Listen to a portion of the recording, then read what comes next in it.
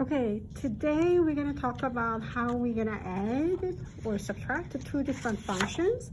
So you watch this few minutes of a video already, and then let's talk about number one first.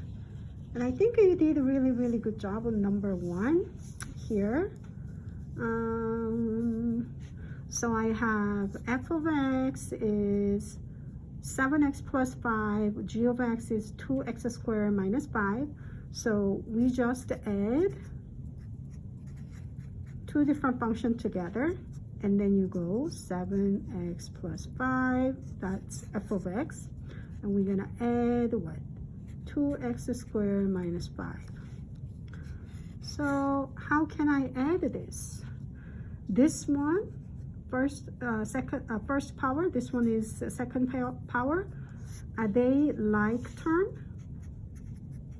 I'm asking. No. They're not like terms, so we cannot combine together. So I just write that down, 7x plus 2x squared. Meanwhile, this 5 and this 5, are they like term? Mm-hmm. Yes.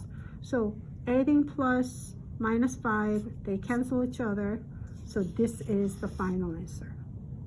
Or you can do 2x squared plus 7x. They're the same thing. Okay. The second one is the one that you had a little bit of a struggle here. The preferred one? Oh, that's a great question. I personally don't really care. I think both are perfectly fine answer here. But most of the textbook, if you look at the answer case, they start with the 2x squared because this one is a higher power. Mm-hmm. So they tend to start with higher power. So it's a great question, honey. So for example, if we have those terms, let's say 2x cubed and plus 10 plus 4x minus 7x squared, like that. Mm-hmm. And I'm okay with all this answer, right? But many textbook reorganize this way. You see the pattern? Yeah. Power, reducing power, and then at the end you have a number 10. Okay, great question, thank you. Second one, this one was something that we need to focus here. F of x is 6x squared plus 3, and g of x is 4. And this one is asked g minus f of x. Okay, so you need to start with g of x first. This is the same as g of x minus f of x. They're the same thing.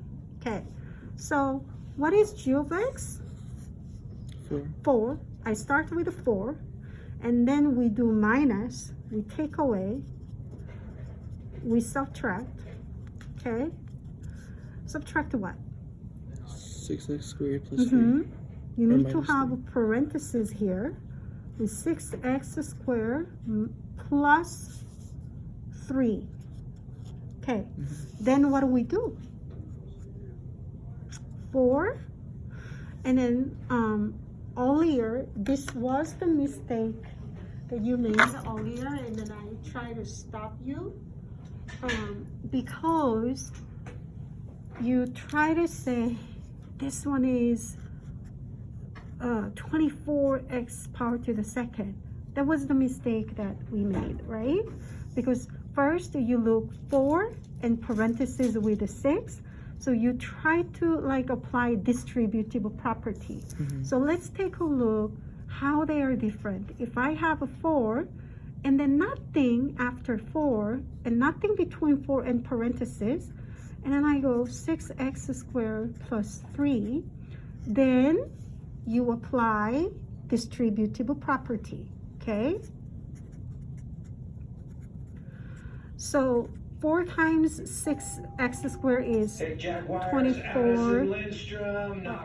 So if that's, okay, if we are applying distributive property, hi, 4 times 6x squared is 24x squared. And then 4 times 3 gets you 12. In a second, honey. So this is like great. However, do you see something between 4 and parentheses? What is this? It says minus, take away, or subtract. So you should not apply distributable property, okay? So this one is a 4 minus 6x squared, okay? And then what? Minus 3. Minus 3. So some students see this as like, there's a little 1 is omitted here, Mrs. Lee. So it's like a -1 times whatever inside of a parenthesis. You can see that way. Some people see this as whatever inside of a parenthesis. Since I have a minus, I will do opposite of whatever inside. What is opposite of 6x squared? Minus 6x squared. What is opposite of adding 3? Minus 3. That's another way to say it. But anyway, you will get the same answer. So this is almost done. So can we finalize? Do we have a like term in this? Yes, 4 and 3. 4 minus 3 is 1. 1 minus 6x squared. Or you can do 6x squared minus 6x squared plus 1. They both are same correct answer. So that's what we did in number 2. Do you think you can do number B? Yeah. Except for this is yeah, negative. Exactly. So we need to fix that, and then please continue to work on and let me know if you have a question. Okay? That's what you need.